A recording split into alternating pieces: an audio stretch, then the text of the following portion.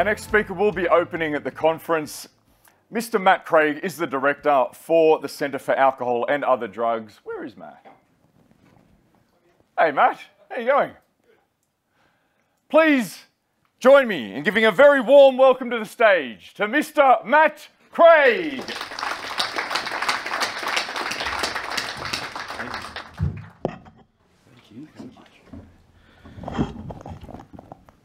Good morning, everyone. I want to begin by thanking Brendan for the welcome to country and acknowledging the Gadigal people as traditional owners of the lands. And I found that a very moving, powerful story. I can't see Brendan now. Very moving, powerful story, and also very relevant to obviously what we're here to talk about today. I'd like to pay my deepest respects to the elders, both past and present, who have nurtured and protected this land for generations. Saturday marked the start of the National Reconciliation Week, which runs until 3rd of June, and this week commemorates two significant reconciliation milestones, the 1967 referendum and the High Court Mabo decision. And this year's theme is Be a Voice for Generations, urging us to call to create a better, more just Australia for all and tackle the unfinished business of reconciliation. This week is time for us all to learn about our shared histories, cultures and achievements, and to explore how each of us can contribute to achieving reconciliation in Australia. So we gather here today at the 2023 CDAT conference. I'd like to express my gratitude to David Kelly from Honesty House for the invitation to open today, and also thank all of the consortium members, Carolika Programs, Billamuji Aboriginal Corporation Health Services and the Buttery for their support for the CDAT program. I'd also like to take a moment to acknowledge the achievements of Julie Babineau during her 7-year tenure as CEO for Odyssey House, and we look forward to working with Carmel Tebbett, who joins in July. So this year's conference theme, Communication for Meaningful Connection, could not be more significant, given its relevance to the area of alcohol and other drugs. We know that experiences of stigma and discrimination are common occurrences amongst people living with problematic alcohol and drug use, and this can cause significant harm, create barriers to seeking help and support. New South Wales Health recognises the substantial physical, mental and social impacts alcohol and other drug use can have on individuals and communities. How we talk about these issues can inform public perception and bring about change. This is where CDATs play such an important role, starting conversations and facilitating discussions around alcohol and other drugs. Alcohol and other drugs is an exciting space to work in. It's challenging, it's controversial at times, but also very rewarding. And I think the area of AOD attracts passionate, committed people, like the people at this conference today, like all of you. I've been working in alcohol and other drugs for a bit over a decade now, several agencies right across Australia, including working on Australia's National Drug Strategy. But I'm pretty new at the Centre for Alcohol and Other Drugs, joining about 10 months ago as the Director for Systems and Strategy there.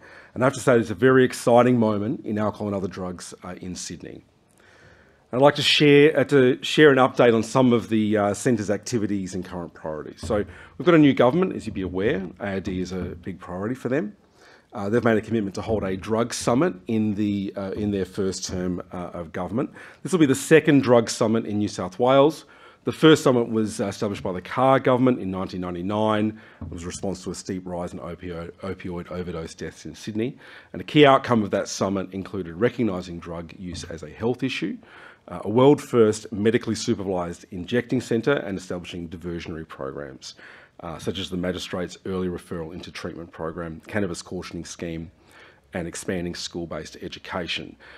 So the previous drug summit was a very significant event, and we're looking forward to the next drug summit to also be a significant event in AOD in New South Wales. So planning's only just started. We're looking forward to hearing more about it as the government decides more about what the terms of the summit will be and when it will be held. But in the meantime, as the drug summit is developing, we're implementing recommendations that were released last year from the Special Commission of Inquiry into the Drug ICE. This is a landmark investment worth $500 million over 4 years, the largest ever allocation of its kind, towards tackling the issue of drug and alcohol dependency. An essential component of this investment lies in prevention and early intervention initiatives. So we're working to develop a statewide alcohol and other drug strategy, which is in partnership with all other government agencies across the state. Furthermore, we are creating a comprehensive community drug and alcohol prevention framework that will help us address the complex challenges related to alcohol and drugs. We are building a partnership between ourselves and the Department for Education, looking at school-based drug education, and we will be investing $3 million annually to trial new prevention strategies. Alcohol remains a priority for the centre. Excessive alcohol consumption is a leading contributor to the burden of illness and deaths in Australia for people aged up to 44 years, and the 5th overall contributor to total burden of disease for all ages. The 2021 New South Wales Population Health Survey found that 33.5% of adults, with more men than women, drank more than 2 alcoholic drinks in a given day, an increase between 2016 and 2021. And this follows a gradual decline between 2008 and 2015. Some of our current initiatives aimed at reducing and preventing alcohol-related harms include ensuring we're dealing with the food policy area quite a bit and recognising the association between health hazards and alcohol consumption, and continues to provide informed public health advice. So we want to raise awareness about the risk of fetal alcohol spectrum disorder and look forward to working closely with the research and advocacy bodies around emerging products and regulatory changes such as online alcohol sale delivery systems, low and zero alcohol products, and some proposed amendments to liquor licensing that come up from time to time. One other emerging area for us, and one I think that CDATs are well placed to be engaged in, is inappropriate promotions, alcohol promotion in communities. So the ministry will be focusing on this area with local health districts, and we encourage CDATs to get involved, identifying and reporting on inappropriate promotions. So these are promotions that encourage irresponsible, rapid or excessive consumption of alcohol, or have special appeal to minors, are indecent or offensive, or out of step with general community standards. This is also an area where CDATs can partner with their local health districts. Importantly, I'd also like to acknowledge and thank the CDAT chairs and many CDAT members for their commitment towards contributing so positively to achieving the New South Wales Government's goals. The CDAT program could not function without you. Finally, my appreciation goes to Gail Easton. So I'm having trouble with names this morning, I'm sorry about that. With Gail Easton, New South Wales CDAT manager.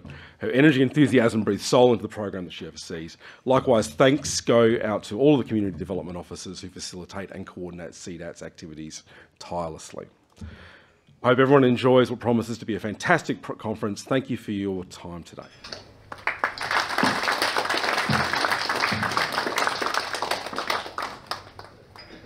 Thank you, Matt. Don't go anywhere. Got a gift bag for you too, my friend. So something that we, as you've just said, is thanking everybody for their time. So a little gift that we're adding into your bag is we'd like to thank you for your time. Oh, goodness. Thank you so much, Matt. We really appreciate that. Cheers. Ladies and gentlemen, Mr. Matt Craig.